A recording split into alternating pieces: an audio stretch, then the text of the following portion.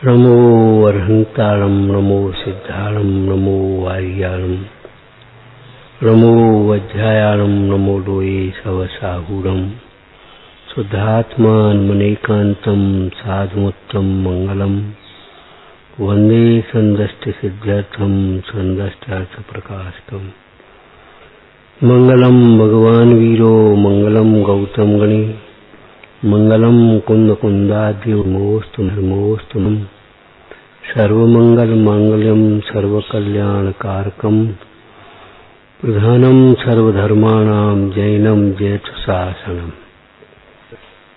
निज अनुभव करे चेतन सत्ता रूप सब ज्ञाता लक्ष्य नमो समय सार से भू जी झाया झण गई कम कलंक डही नेत्र निरंजन राणमय परम प्रणवी।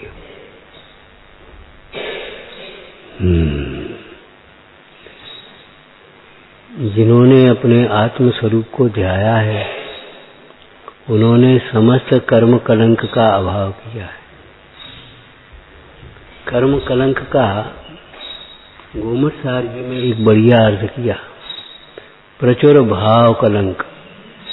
कर्म कलंक तो नैमित्तिक रूप से है, प्रचुर भाव कलंक। प्रसंग याद है? बोलो। समझ में आया ना? निगोद के जीव जो निगोद से नहीं निकल पा रहे हैं, इसमें उनका ही प्रचुर भाव कलंक कारण है। दूसरे शब्दों में कहें तो उनका ही प्रचुर मोह कारण है। आप घर से नहीं निकल पा रहे, ये प्रचुर मोह, ये प्रचुर मोह की प्रचुरता है।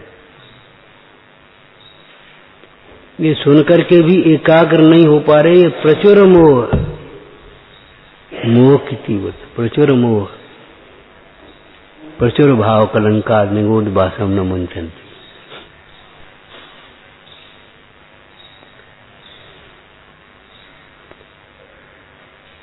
जैसे कोई दोष हो जाए उसे स्वीकार न कर पा रहे, गलती है और मन में भी जान ली, लेकिन अब स्वीकार नहीं कर पा रहे। तीव्र मान, प्रचुर का तीव्र मान है, ऐसे ये तीव्र मोह है। नियम सार जी टीका करते हुए मुंदाज ने लिखा, अपना सारा महल छोड़ करके जंगल में गए, आत्मस्वरूप की आराधना के लक्ष्य से ही तो गए, और फिर भी दूसरों को घर का उपदेश देवे, ये कोई तीव्र या घास की कुटिया ऐसा कोई शब्द करे, उसमें मोह करे, ये तीव्र मोह है। घर छोड़ के आए हो जो हमारा कमरा, तीव्र मोह है। ये हमारी चौकी, ये तीव्र मोह है।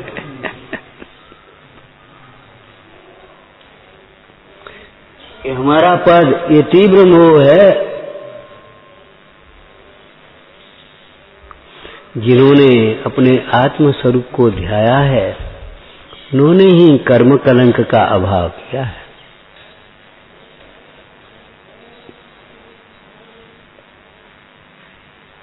वे ही नित्य निरंजन पद को प्राप्त हुए हैं, सिद्ध पद को प्राप्त हुए हैं, अथवा वे ही परम सुखी हुए हैं, को प्राप्त, सुख को प्राप्त। किसी ध्याया है, जे झाया झाणे गहे कम कलंक डहे।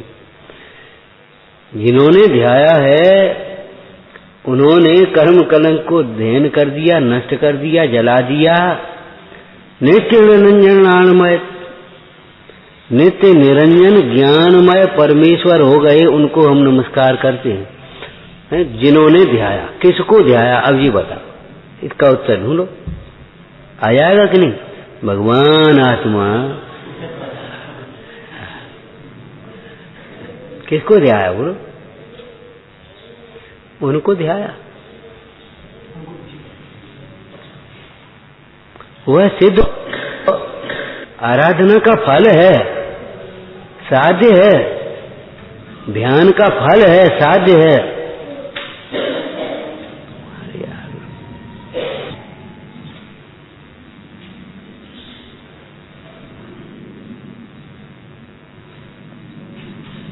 वो ध्येय कहां से हो गया, आराध्य कहां से? उसे भी आराध्य कहते हैं, सिद्ध पद को, सिद्ध भगवान को भी आराध्य कहते हैं, पंच परमेष्ठी को भी आराध्य कहते हैं। द्रव्य संग्रह मूल ही ग्रंथ में पंच परमेष्ठी को भी ध्येय कहा है। ध्यान के प्रसंग में पंच परमेष्ठी का वर्णन किया, लेकिन वह व्यवहार न ही समझना चाहिए। अनंत परमेश्वर ध्येय हैं, अर्थात क्या का अर्थ क्या? अनंत परमेश्वर द्वारा बताया गया निज भगवान आत्मा ध्येय है। अनंत भगवान शरण है, अर्थात अनंत भगवान द्वारा बताया गया निज परमात्मा, निज भगवान आत्मा शरणभूत है। कल एक सामान्य बात कही थी, भगवान आत्मा सर्व दोषों से रहित है। होमवर्क कुछ किया कि नहीं किया, ये तो बताओ पहले। क्या किया बोलो, बताओ क्या किया? कोई दिक्कत नहीं, बोलो।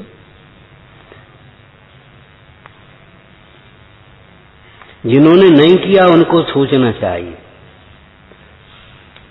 पानी में बहादुर करण, हीरा का करण, प्रशंसा कर करके रह जाएं इतना पर्याप्त नहीं है, उसे हृदयंगम करना चाहिए। लेकिन हम ये कह रहे उसका होमवर्क किया। दोष माने क्या? भगवान आत्मा सर्व दोषों से रहित माने क्या हुआ? भगवान आत्मा मोह से रहित है, निर्मोही तत्व है। आत्मा के आश्रय से मोह का भाव होता है। आत्मा को भूलना तो मोह है, आत्मा को नहीं जाना, घर छोड़ देने से मोह नहीं छूट जाएगा। शास्त्र पढ़ने से मोह नहीं छूट जाएगा। व्रत तपस्या करने से मोह नहीं छूट जाएगा, बल्कि नया मोह उत्पन्न हो गया। मैं ज्ञानी, मैं तपस्वी, मैं त्यागी, मैं धर्मात्मा, ये मोह। क्या कहा? भगवान आत्मा शाश्वत धर्मी है, स्वधर्मी है। भगवान आत्मा के आश्रय बिना मैं धर्मात्मा मानता है, ये महामोह है। चाहे वो धार्मिक क्रियाओं को करके मोह मानता हो, चाहे पढ़ लिख करके धर्मात्मा मानता हो, धार्मिक क्रियाएं करके चाहे धर्मात्मा मानता हो, चाहे पढ़ लिख करके धर्मात्मा मानता हो। ज्ञान पक्ष, क्रिया पक्ष, पश्चात्क्रांत हुए बिना क्या है? आपको कहा था इस प्रसंग में, याद है कुछ? ज्ञानी को ज्ञान होता है, ज्ञान पक्ष नहीं होता। ज्ञानी को क्रिया होती है, होता पक्ष नहीं होता।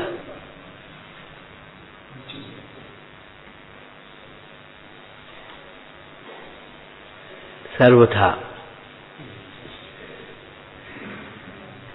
मुख्यता गौणता होती है।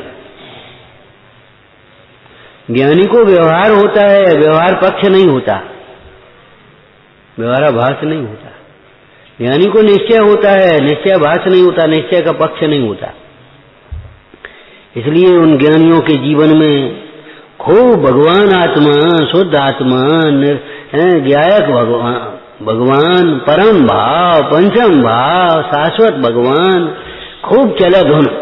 स्वच्छंदता नहीं होती, प्रमाद नहीं होता। प्रमाद उस निश्चय के आश्रय से थोड़ा। निश्चय को जाने बिना निश्चयभास की क्या परिभाषा की? टोडरमल जी ने निश्चयभास की क्या परिभाषा की भैया? कहां से शुरुआत की? फिर अब समझ लो, निश्चय को जानकर निश्चय का आश्रय करें, उनको निश्चयभास कभी होगा ही नहीं। मतलब निश्चय नय की शैली, निश्चय नय का स्वरूप, निश्चय नय की पद्धति, निश्चय नय का प्रयोजन यह जान लेगा, फिर निश्चयभास कहां से आएगा?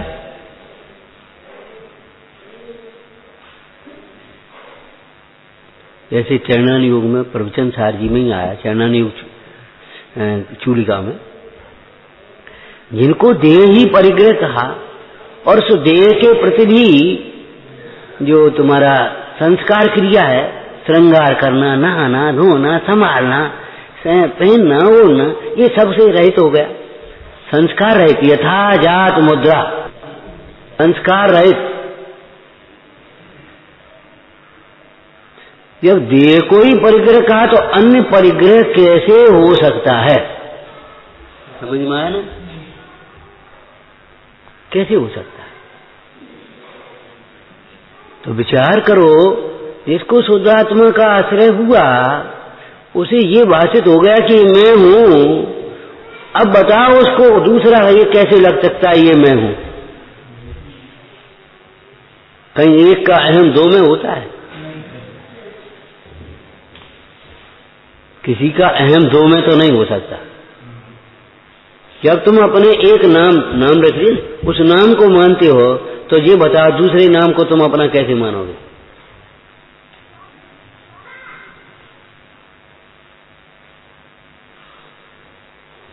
जो अपने को चेतन मानता है वो अपने को जड़ कैसे मानेगा?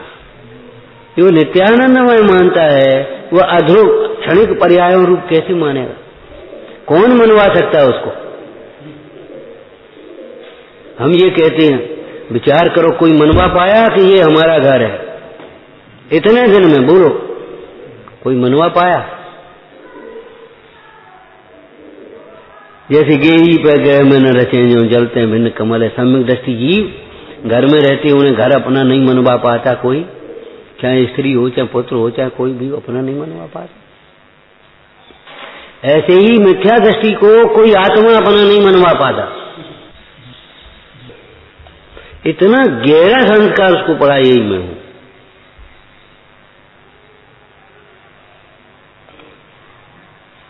उसे आत्मा की चर्चा सुने, कौर की बात हुई, दोषों की चर्चा, कौर में ये दोष होंगे।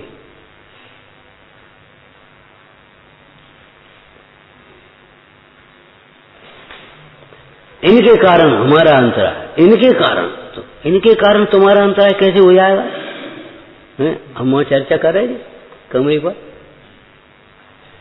भैया अपनी परिणति में एक उंगली में भी दर्द है मान लो, तो अभी हमारे उदय के बिना नहीं होगा, और वह उदय हमारे परिणाम के बिना नहीं आया है।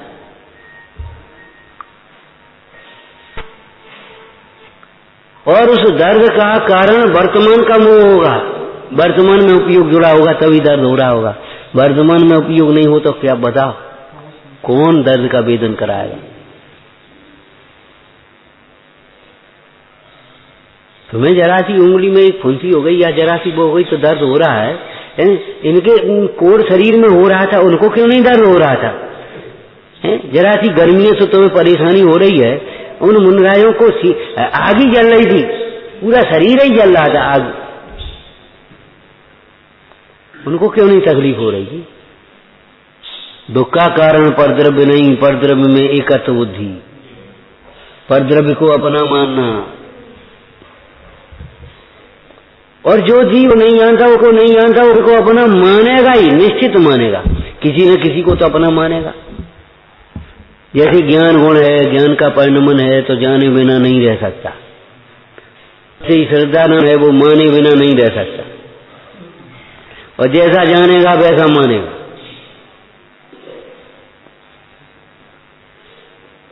भ्रम का कोई आधार नहीं होता, और भ्रम दूर करने का भी समय आ गया, अपने आप भ्रम दूर हो जाता है। कोई पुराण का दृष्टांत बता, तब तक हैं? बोलो भाई, पुराण का दृष्टांत बोलो। फिर सुदर्शन का क्या हुआ?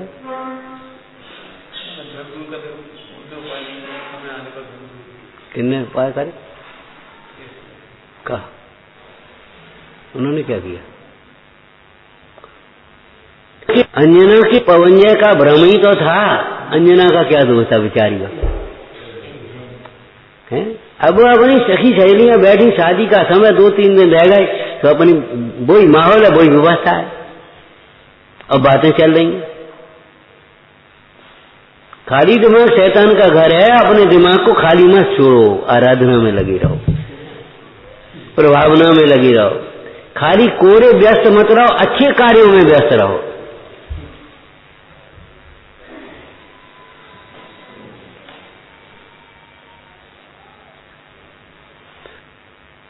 और उनका मन आ गया अंजना को देखने।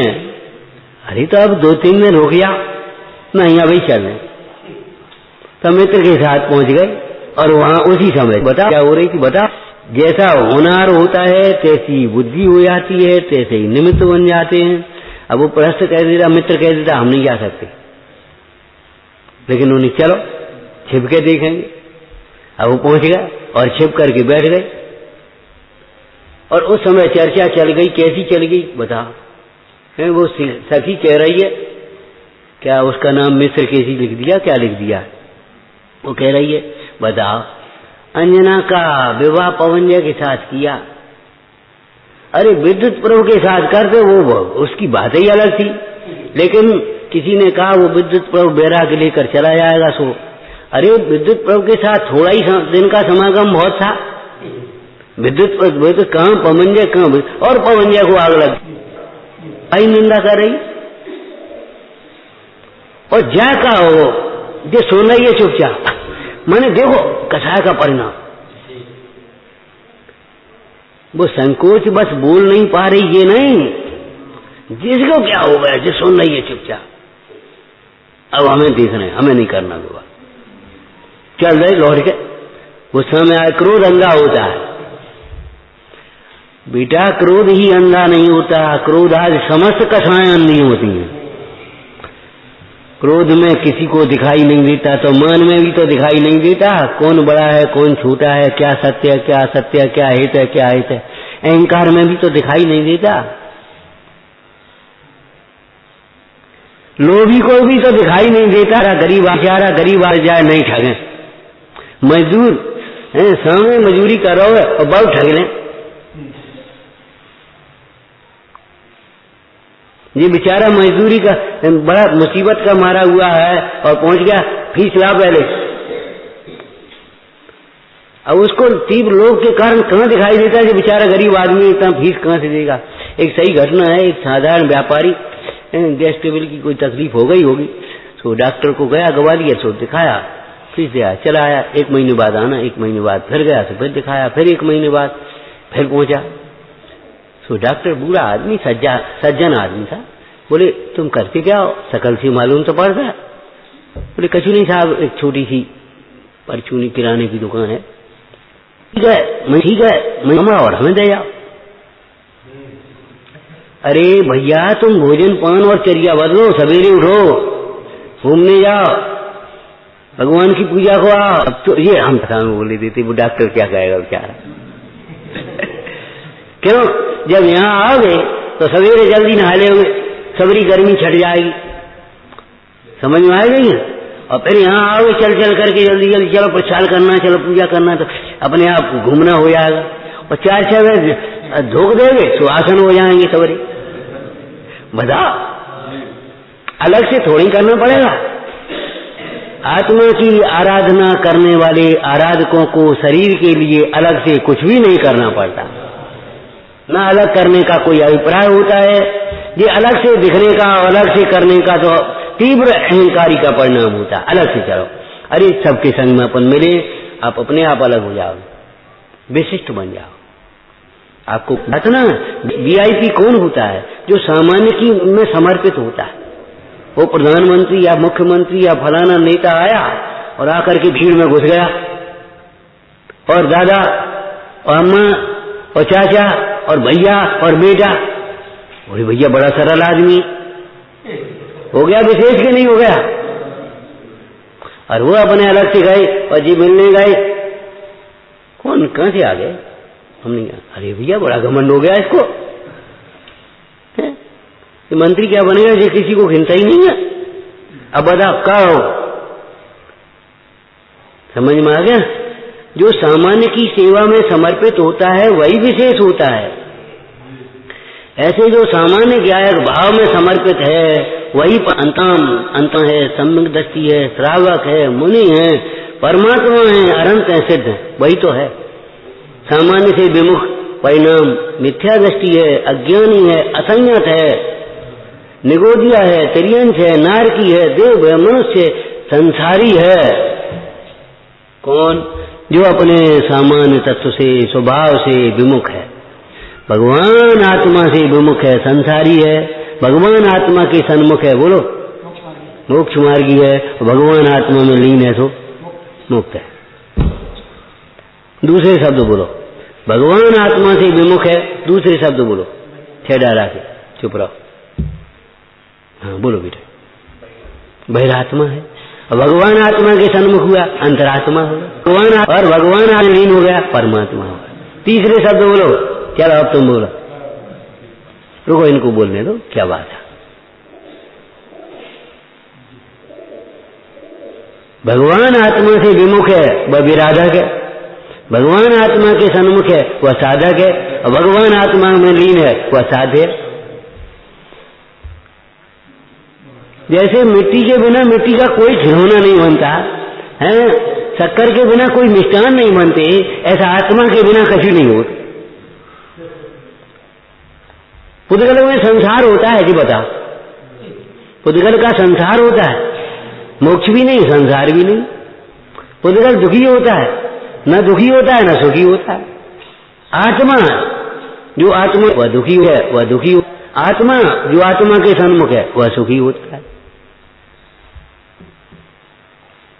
जो आत्मा नहीं है ऐसा अचेतन पुद्गल, उसमें कुछ नहीं, सुख दुख नहीं है, संसार मोक्ष नहीं है, सम्यक दर्शन मिथ्या दर्शन नहीं है। कहाँ है बता, व्यवहार भी नहीं है।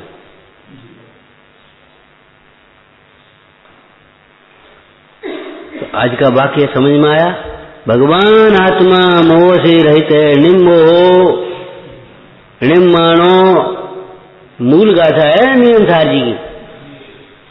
भगवान आत्मा मोह से रहित है, निर्मोही है।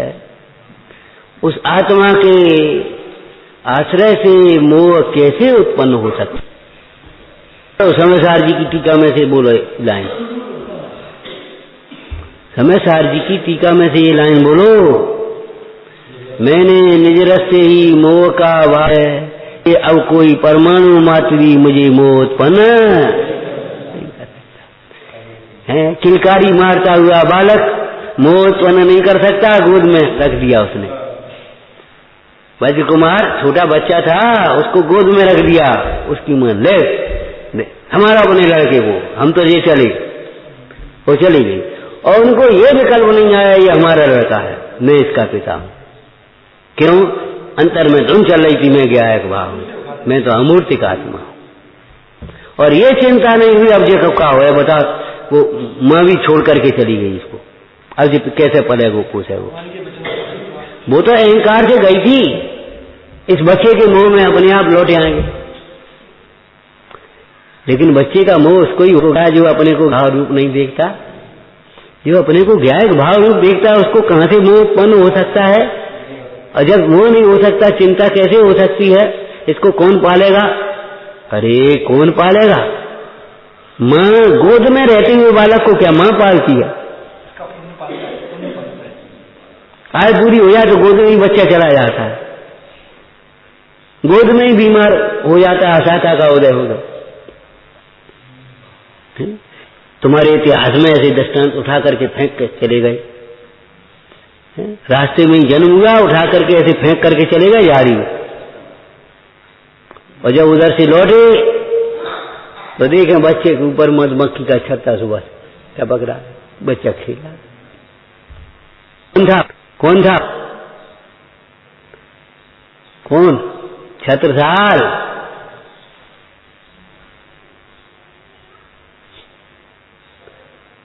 इतिहास की बात है। प्रद्युम्न कुमार को ऐसा पत्थर धधा ऊपर, अपने आप मर जाए, और पत्थर से सांस लेने से शिला हिल रही थी, और ऊपर विमान रुका, नीचे उतरा, और विद्याधर आया हो, और रानी आई, ले गई उसको पालने के लिए। इस वज्र कुमार को कौन पालेगा? ये विकल्प तुम्हें चिंता करने की जरूरत नहीं है। अरे तुम आयु काल पूरा हो गया, तुम जाओ अपने समाधि करके शांति से। यहाँ कौन संभालेगा ये मत देखो, संभालने वाला आएगा।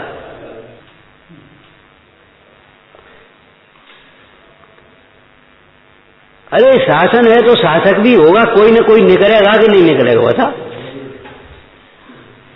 देश शाश्वत है, लेकिन देश के शासन कितने बदलते गए, कितने शासक आए, कितने गए, बोलो।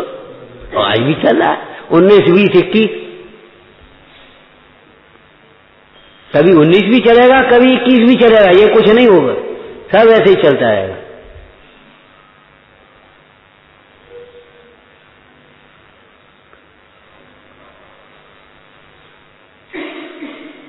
उस बच्चे का भाग्य तो ऐसा था कि उस जहां जन्मा था वहां तो उसके लायक सामग्री नहीं थी, सामान्य घर में जन्मा था और उसका पालन पोषण होना था राज तो वो डाल गई थी कि उसको उसके पुण्य में पहुंचा दिया था, ये बता। और वो विद्याधर राजा आया, उसने देखा, राजकुमार को ले गए और वहां राजकुमार की तरफ पल रहा है। जीवनधर कुमार का जन्म कहाँ हुआ था? हैं? शमशान में जन्म हुआ तो आंखों में आंसू आ गए। हालांकि शमशान में भी देवी धाय बन करके आ गई थी, उसने उसकी प्रसूति कराई थी। आंखों में आंसू आ गए विजय रानी के, बेटा आज तू महल में जन्म होता, बाजे बज रहे होते, सब नगर में उत्सव हो रहा होता, क्या कहें अब जाको क्या होए, घबराओ नहीं, तुम इसको यहाँ रखो और इसका पालन पोषण होगा, राजकीय पालन पोषण होगा उसी तरह ढंग से। और गंगोत का सेठ आया, उसने उठाया, ले गया, खुशी मनाने, काष्टांगार समझा मेरे राजा होने की खुशी इनको है और को कहे नहीं। तो बहुत प्रसन्न, राजकीय उत्सव कर दिया उसने, नगर सेठ बना दिया उसको। अब बताओ क्या करें, बोलो। थोड़ी देर में कोई पाप किया होगा, उसका उदय आ गया, फिर श्मशान में पहुंच गया। बाद बाकी बताओ, एक धनु श्मशान में नहीं रहा। इसलिए थोड़ी देर भी मन में खोटा विकल्प आ जाए तो उसका प्रायश्चित कर लेना तुरंत। रोग का इलाज जल्दी करना, ऐसे ही दोष का प्रायश्चित भी जल्दी से जल्दी करना, देर मत लगाना। बताओ कहां गया? क्या सुंदर चर्चा लिखी है पंडित जी ने, सदा सुखदास जी ने, कर्णानी की। क्या सारी विधि मिला दी है, कर्म सारी विधि मिला दी है, बाहर की तुम अपनी विधि मिलाओ। क्या कहा? तुम अपनी विधि मिलाओ, तुम अपने ज्ञायक भाव को पहचानो। और नहीं तो जिसका वियोग हो गया उसके प्रति भी मोह नहीं छूटता।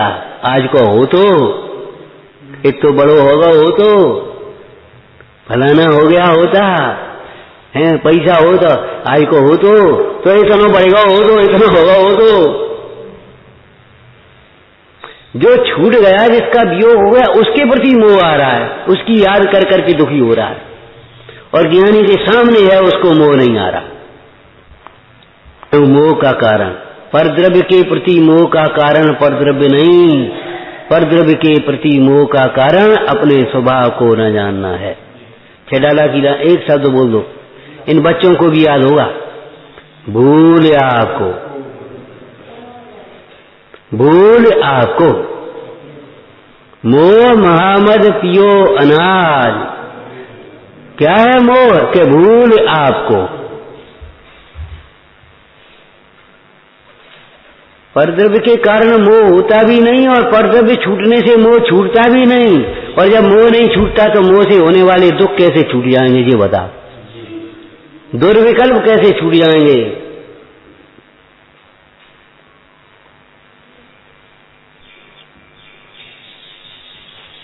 घर छूटने से अगर मोह छूट जाता फिर क्या पूछना। अनेकों पशुओं के तो घर ही नहीं होता।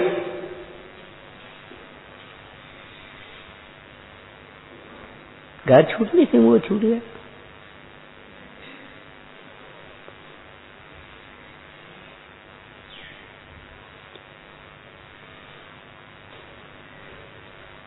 मेरा मोह माने मेरा पना, मेरा पना। तो जब मेरे में मेरा पना नहीं आया तो पर में मेरा पना तो आएगा ही। किसी न किसी को अपना माने बिना नहीं रह सकता। 2 दिन पहले कहा था ना, किसी न किसी को सुख मानेगा। अतीन्द्रिय सुख का स्वाद नहीं आया तो ही मानेगा, सुख मानेगा। और नहीं तो ज्ञानी से मनवा के देख ले सुख है कि नहीं है। कोई कहानी की लाइन बोल दो। भले भरत इस वैभव को छोड़ नहीं पा रहा, राग नहीं छूटा अभी इतना, लेकिन यहां रहकर के गौरव का अनुभव तो नहीं कर सकता। तुम तो अपना मान ले। अपना कैसे मान ले?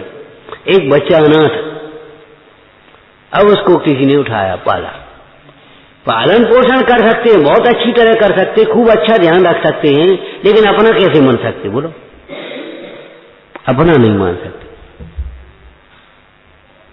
कबू कोई बात हो तो यही कहे, क्या करें, अपनो अपनो ही हो तो है।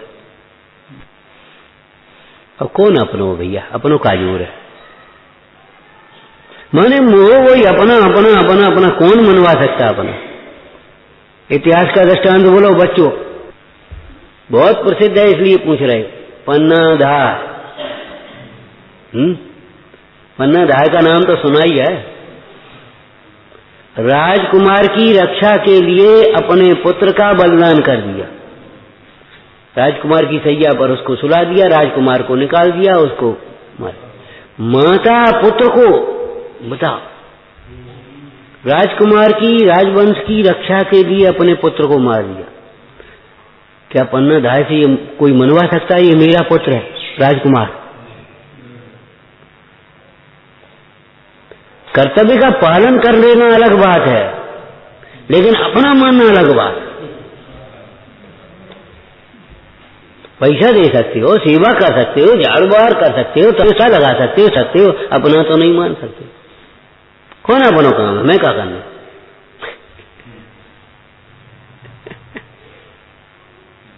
अरे वो काम अपना, ये अपनो काम भाई, अपन नहीं करें तो को करे? धार्मिक कार्य में कोई काम प्रसंग ऐसा बन गया तो हमने कहा भैया सबको प्रेरणा करो, सबको बुला, सबको करो। बोले देखो साहब अपने बस की नहीं है। कौन अपने लड़का हो गया तो हम घर घर बोलोगे देख फिर, हमारे बस की नहीं है। जिन्हें आने हो साहब, नहीं आने मत आओ। कौन हमारे लड़का हो गया? दो दफे उन्होंने कहा कौन हमारे लड़का हो गया? हमने बेटा लड़के का विवाह तो पाप भाव है। वो सब लोग व्यवहार की बातें हैं। वहां तो तुम बुलंदा देोगे, हाथ जोड़ोगे, सब सेवा करोगे, सब देखोगे भकेले, और तो हाथ जोड़ोगे तो पाप ही तो बनेगा। ये धर्म का कार्य है, उस लड़के के विवाह से ज्यादा बड़ा काम है। सच पूछो तो यही तो अपना काम है, वो तो उपाधि है।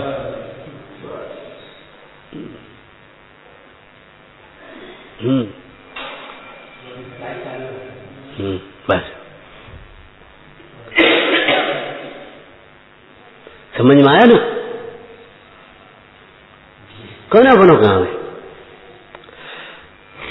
अपन को क्या करना है? अपन को अपना हित करना है। तो भगवान आत्मा मोह से रहित है। आत्मा के आश्रय से मोह का अभाव होता है। इसका क्रम बताओ। जब आत्म कल्याण की भावना जगे तो मोह मंद, आत्म तत्व की चर्चा को सुने तो और उपदेश को सुने तो और मंद होता है, उस उपदेश का चिंतन करे तो और अधिक मंद होता है।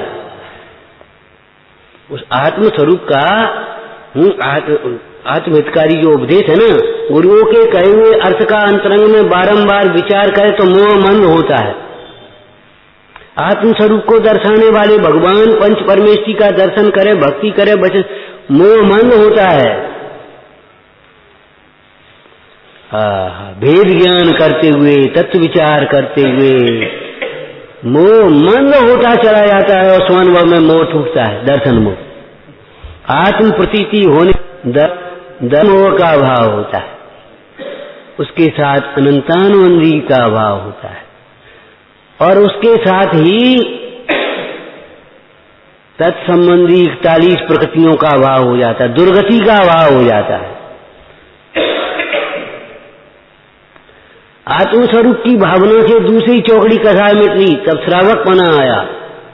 आत्म की भावना के बल से ही 3 चौकड़ी मिटती, तब मुनिपना आता है। वो आत्मस्वरूप में लीन हो जाने से सर्व कसायों का अभाव, सर्व मोह का अभाव, माने दर्शन मोह का भी अभाव और चारित्र मोह का भी अभाव, सर्व मोह का अभाव। जैसे रोग की दवा होती है, बुखार टूटे और अंश रह गए तो यही ले जाओ, 1 महीना ले लो, अंश निकल गए, बिल्कुल खत्म, स्वस्थ हो गया। ऐसे इस मोह का अंश भी, मिथ्यात्व का अंश भी नहीं रहता, कसाय का अंश भी नहीं। ज्ञानियों के कसाय को कसाय नहीं कहा, कसायांश, रागांश, रागांश के उदय से पढ़ा है ना आचार्य भगवान के पंचवेष्टि की परिभाषा में, रागांश के उदय से।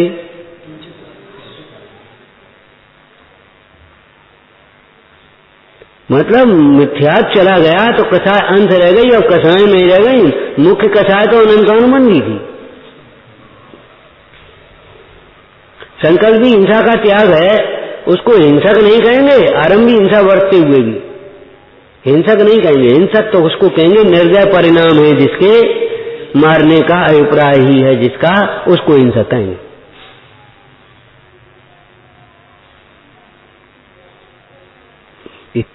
ये भी समझना चाहिए आगम की। तो भगवान आत्मा मोह से रहित है, भगवान आत्मा के आश्रय से मोह का अभाव होता ही है, और आत्मा के लक्ष्य के बिना, आत्मा के आश्रय के बिना मोह का अभाव नहीं ही होता। चाहे कहूं चले जा, चाहे कछु करो, तुम्हें जो करने सो कर ले, कितना पढ़ना है पढ़ ले, कितना सुनना है सुन ले, मोह हो जाएगा। जहां जाओगे वहीं मोह होगा।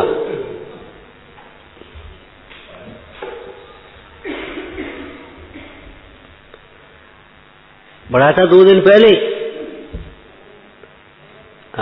आत्म स्वभाव को जाने बिना, आत्मज्ञान के बिना जीव गुरु या देव गुरु के बिना कोई सुखी नहीं होता, कहीं सुखी नहीं होता, कभी सुखी नहीं होता, किंचित सुखी नहीं होता। पहले जातम ज्ञान बिना सुख लेश न पायो, और नहीं पायो न पाओगे। भटकते रहना और अपने को अकड़ते रहना, मचलते रहना। समझ गए? का कही पाने के लिए मचलते रहना, पाकर के अकड़ते रहना, भटकते रहना। आत्मज्ञान के बिना जीव सुखी नहीं ही होता, मोह का भाव नहीं ही होता। जहां जाओगे वहीं मोह हुआ।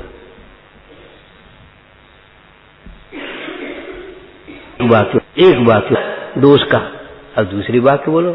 भगवान आत्मा क्रोध से रहित है, आत्मा के आश्रय से क्रोध होता है। क्यों? बता कैसे हो जाएगा? करके बता, कोई आत्मा समझो और क्रोध गुस्सा करके बता। आत्मा समझने से आनंद होता है, ठीक है ना। अब आनंद होता है तो अनिष्ट की कल्पना कहां से आएगी? गर्मी में आप लेटे थे, बैठे थे, एकदम ठंडी सी अच्छी हवा लगी, ये कहां की बुरी हवा आ गई? ऐसा लगता है कहीं?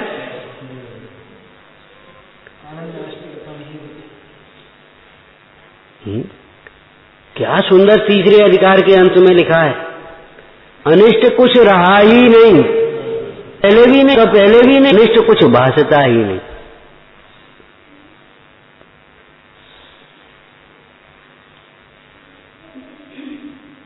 कहां अनिष्ट भाषे नहीं कोई,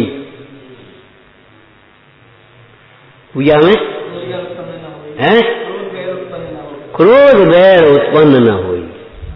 कहां अनिष्ट भाषे नहीं कोई। अरे अनिष्ट तो इसलिए भाषा, तुमने ऐसो करो, तुमने ऐसो करो। अरे तुमने करो ही नहीं है तो अनिष्ट कैसे भाषे? अमूर्तिक प्रदेशों का पुण्य, उससे कुछ कहा ही नहीं है, उसके ऊपर उपसर्ग किया ही नहीं है, उसमें से कुछ छीना ही नहीं है, उसको कुछ दिया। अब अनिष्ट की कल्पना होगी कैसे, ये बता। है? अपनी जेब देखो, कैसे रुपया रखे, तुमने 100 रुपया निकाल लाए, ये कल्पना हो कैसे सकती? जब हमें कम हो तो 100 इनने निकाल लाए, वहीं यही थे, तुम्हें ही हम छोड़ गए थे कमरा, तुमने मैं 100 कैसे निकाल लाए पूरे के पूरे वहां में। तो बताओ ये कल्पना हो सकती है इनने 100 निकाले? इन्हें नहीं तो बिन्न निकाले होंगे, उन्हें नहीं तो उन्होंने निकाले होंगे। ये कल्पना हो सकती है? तो आत्म स्वभाव के आश्रय से आनंद होता है। आनंद में अष्ट की कल्पना, अनिष्ट की कल्पना, अनिष्ट की कल्पना तो उससे होती है जिसके आनंद में बाधक दिखता है। ये कहां से आ गया बीच में? सब लोग काम बिगाड़ दो। रावण सीता को उठा करके ले जा रहा था, जटायु आया, उसने अपने चोंचे मारना शुरू किया, फड़फड़ाना शुरू किया। ये कहां से बीच में आ गया? तब तक ये देर करेगा तब तक तो राम आ जाएंगे, तो सीता कैसे ले जा पाएंगे? एक ठिया खींच के नीचे गिर गया। तो जटायु में अनिष्टपना कैसे लगा?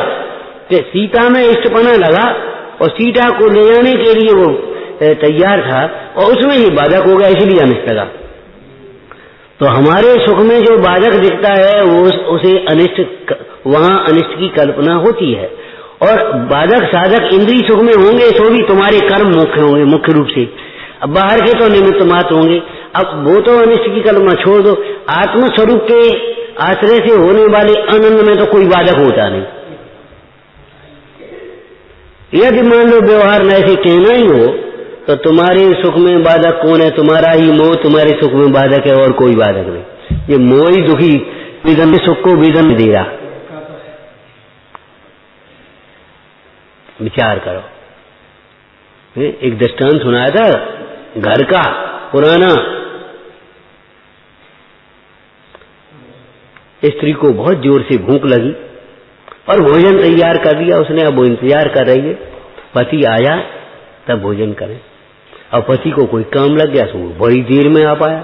अब वो भूखी कुड़कुड़ा रही बेचारी। आए इसी देर कर ली तुमने, हम तो भूखों मर गए, परेशान हो गए, तो तुम खा ले। अब हमें काम लग गया नहीं आ पाए तो तुम खा लेगी। तुम्हें मने कौन ने करी थी? बता, हम तुमसे 10 दफे कह चुके, देखो भाई हमें लेट अबेर हो जाते, तुम तो अपने खा लो करो। और तुम 100 दफे कहो, 10 दफे की दफे कहे, बता कौन रोक रहा है? भोजन तैयार है, कोई चालो लगो है, हाथ नहीं है, बता कौन रोक रहा है? अब तुम तो कह दी दो, अब झुंझला करके वो स्त्री कहे तुम तो कह दे रहो, हम क्या करेंगे बताओ? पति के प्रति का जो अनुराग है वही तो उसे भोजन तैयार होने पर भी रोक रहा है। ऐसे आत्मा और सुख है, ज्ञान है, उपयोग है, सब प्रकार की अवसर आया है। अब कौन रोक रहा बता? केवल हमारा मोह ही तो हमें अपने सुख को बुझने में, आत्मा का अनुभव करने में, आराधना करने में बाधक है। और कौन बाधक? तुम्हारे पद्म पुराण का ही दृष्टांत बताया था ना, वही प्रसंग कीर्ति मुनराज के सामने था और वही प्रसंग सुकौशल मुनराज के सामने था। अब मुनराज तो कह गए पहले, कीर्ति राजा को भी विकल्प आया, अब हमें कल्याण कर लेना चाहिए। तो राजसभा में बैठ करके बस इतना ही कहेंगे। राजसभा में बैठ करके कीर्ति राजा बोले मंत्रियों से, भाई अब आप लोग राजपाट संभालो, अब हम तो अपना कल्याण करेंगे। बोले महाराज जी क्या कह रहे? आज कही सो कही, अब मत कहियो। बोले क्यों? राजा के बिना प्रजा का धर्म कर्म सब खत्म, राज्य भ्रष्ट हो जाएगा, राज्य व्यवस्था सब बिगड़ जाएगी। क्या करते हो? आपको आत्म कल्याण के लिए जाना है, खुद जाओ। जिस प्रकार तुम्हारे पिता तुमको राज्य दे करके गए, उसी प्रकार तुम हमें राजा दे करके जाओ, मैंने अपने पुत्र को राज करके जाओ। फिर जाओ, वो मना कर रहा हूं। अब कीर्ति विचारे चुप बैठे, सोचने लगे क्या करें। बात तो इन्हों की सही है, देखो मोह राग, बात तो इन्हों की सही है, राजा बिना कैसे काम चलेगा।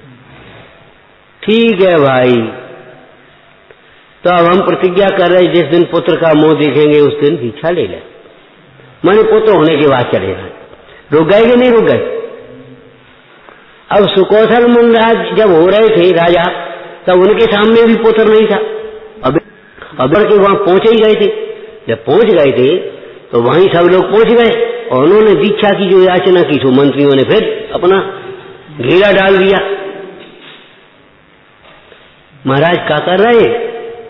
राजा तो दे जाओ हमको, बाद बाकी सब व्यवस्था हम करेंगे, राजा तो दे जाओ। क्या किया उन्होंने बता?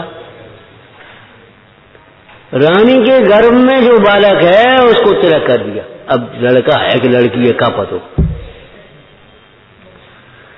का पतो। अब किसकी हिम्मत है पूछे महाराज लड़की वही तो हो सकती है कि नहीं हो सकती, वो कोई बात नहीं है। लड़का है लड़की, वो कोई मतलब नहीं है। हमारा मतलब ये है उन्होंने अपनी भलाई तो चाह ली, उनका मोह इतना टूट गया, इतनी कसाएं टूट गई, तो अब उनको नहीं रुक रहे तो कौन रोकेगा? रुकता है तो अपने राग से, राग नहीं टूटा तो रुका है, और राग टूट गया तो कौन रोकेगा? जैसे आय पूरी होने वाले के शरीर में एक क्षण भी कोई रोक नहीं सकाता।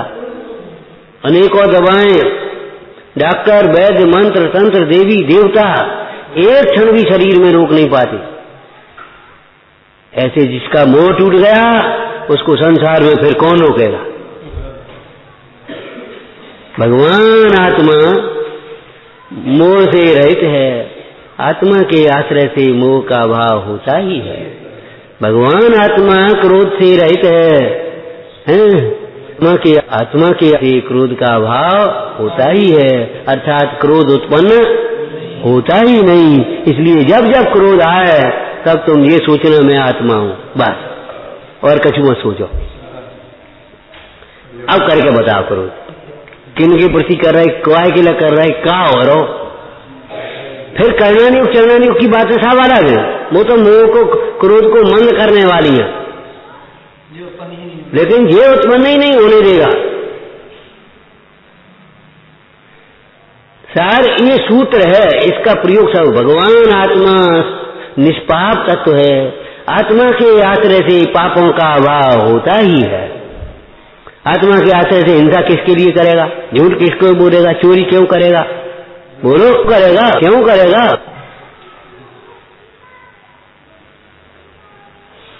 एक सूत्र को रखो और सारे सवाल हल कर लो। ओम नमः नंदी शोध स्वरूपी अविनाशी में आत्म स्वरूप, नंदी शोध स्वरूपी अविनाशी में आत्म स्वरूप, नंदी शोध स्वरूपी अविनाशी में आत्म स्वरूप। स्वानुभूति से तेरी स्वानुभूति मधुरी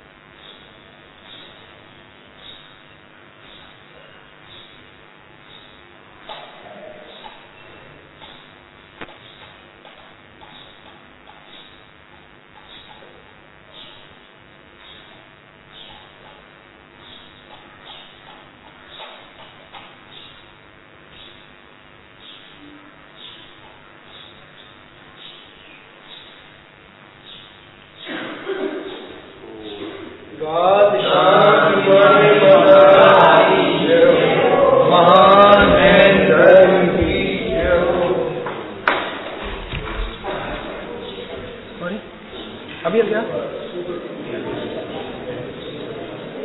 उठाओ पीछे गिराओ, फिर गया।